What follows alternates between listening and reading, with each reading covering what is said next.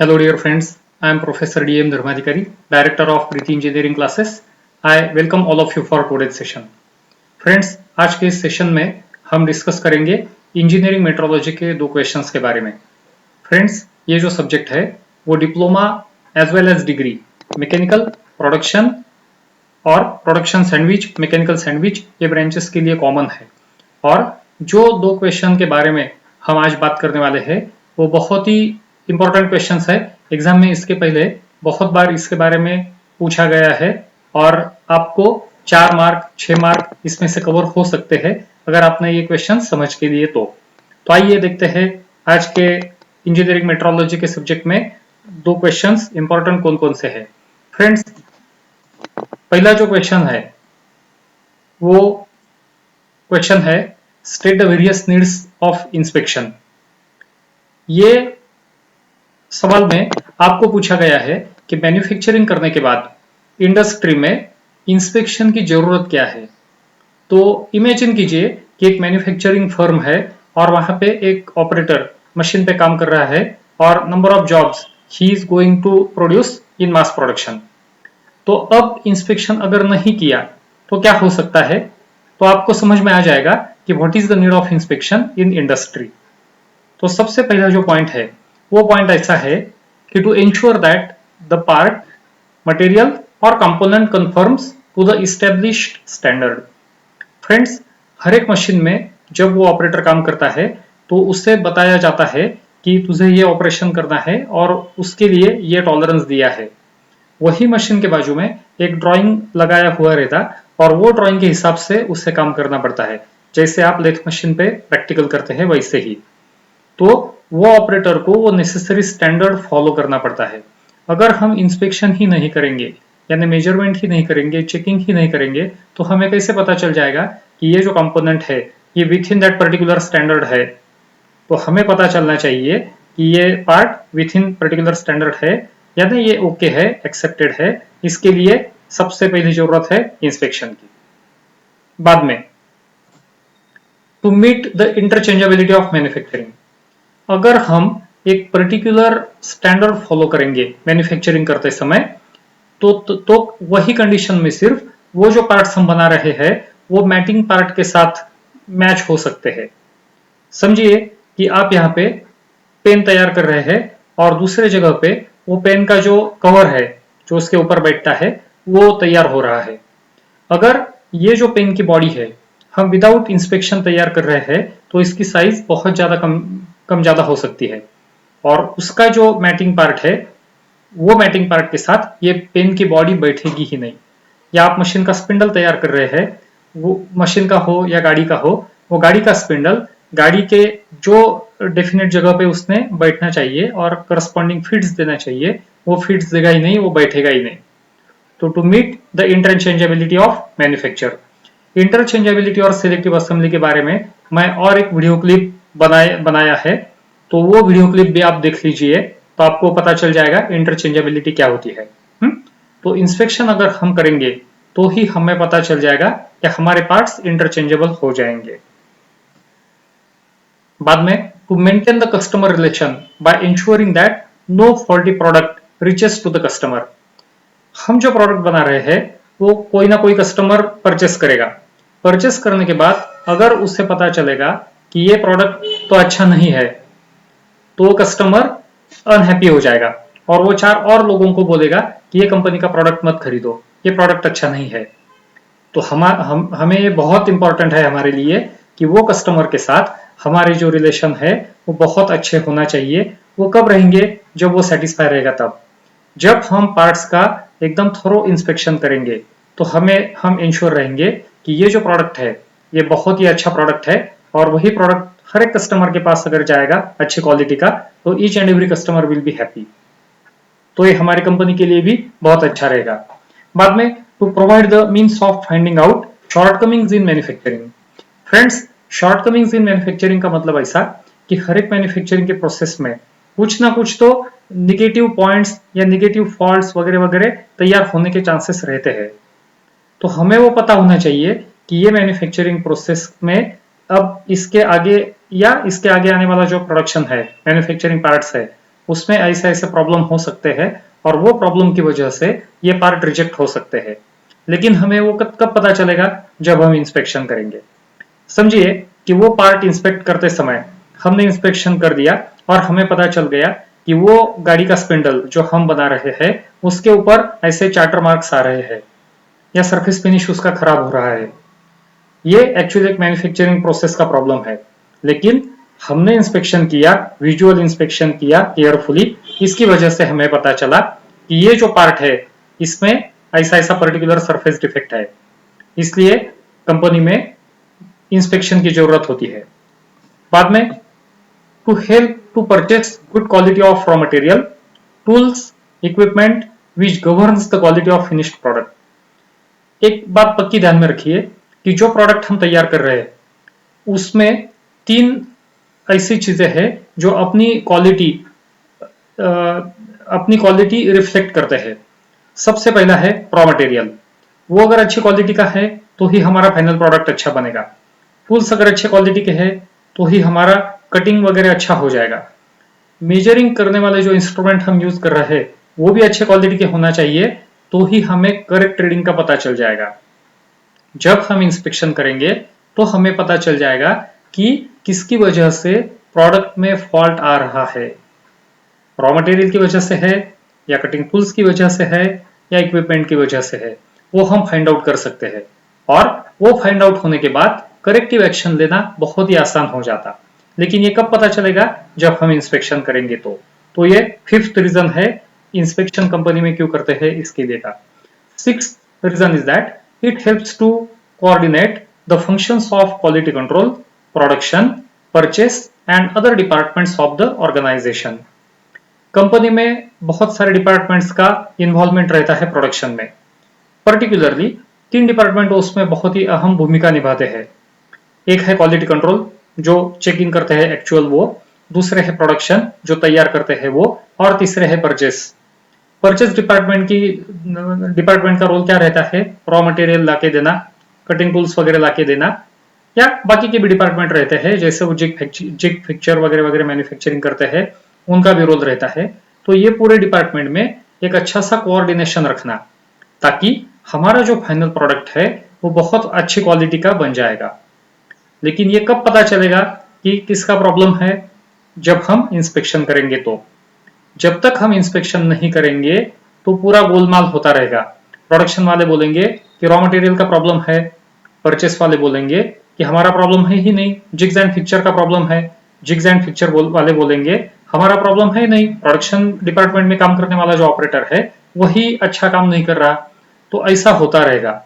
अगर हम thoroughly inspection करेंगे तो ये पूरे डिपार्टमेंट्स में हम मैसेज दे सकते हैं कि प्रॉब्लम आपकी वजह से है, उसके ऊपर कुछ करेक्टिव एक्शन ले लो। तो ये बताने के लिए हमें इंस्पेक्शन की जरूरत है। उसे बोलते हैं coordination among different departments.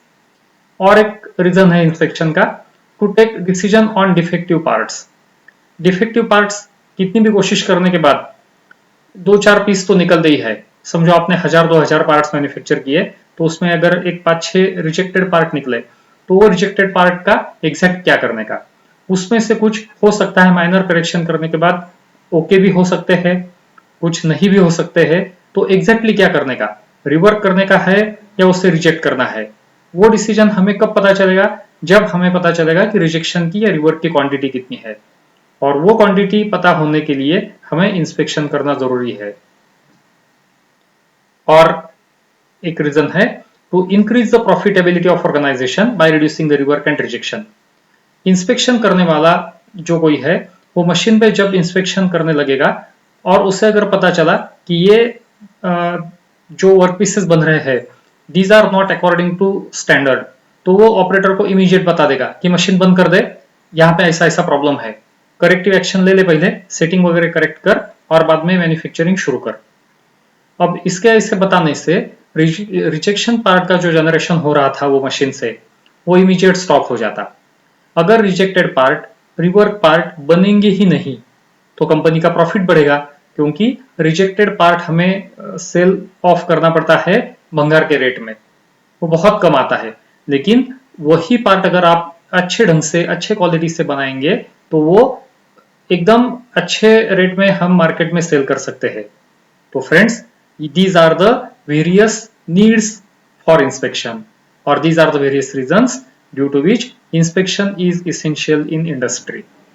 Friends, इसके साथ साथ हम और एक क्वेश्चन का आंसर देख लेंगे। जो क्वेश्चन आपके सामने है, व्हाट इज कैलिब्रेशन? कैलिब्रेशन के बारे में शायद आपने थोड़ा बहुत तो सुना होगा। कैलिब्रेशन क्या है? शायद आपकी इंडस्ट्रियल विजिट हो गई होंगी, तब आपको बताया होगा कि कैलिब्रेशन, या वहां पे आपने देखा होगा gauges are calibrated after generally every 6 months, या measuring instruments are also calibrated generally after every 6 months। तो ये कैलिब्रेशन यानी एग्जैक्टली क्या है? तो देखिए, मैं आपको सिंपल लैंग्वेज में समझाता हूँ। कैलिब्रेशन ऐसा रहता है कि आपके पास अगर एक आधा मेजरिंग इंस्ट्रूमेंट है या गेज है, तो वो पर पीरियोडिकल यूज करने के बाद आप रोज यूज करते हैं। आपके कॉलेज में तो ठीक है, प्रैक्टिकल एक आधे ही दिन रहता है हफ्ते में से, लेकिन इंडस्ट्री जो चलती है उसमें 8-8 घंटे की 3 शिफ्ट रहती है। तीनों शिफ्ट में ऑपरेटर लोग मशीन के ऊपर काम करते हैं और जो चेक करने वाले लोग हैं वो भी तीनों शिफ्ट में वो जॉब चेक करते रहते हैं। तो कंटिन्यूअस यूज करने की वजह से वो मेजरिंग इंस्ट्रूमेंट या गेजेस वो वियर आउट हो जाते हैं। तो वियर आउट होने की वजह से, या कभी कभी ऐसा हो जाता है हाथ में से वो इंस्ट्रूमेंट गिर जाता, गिरने की वजह से उसकी अलाइनमेंट डिस्टर्ब हो जाती।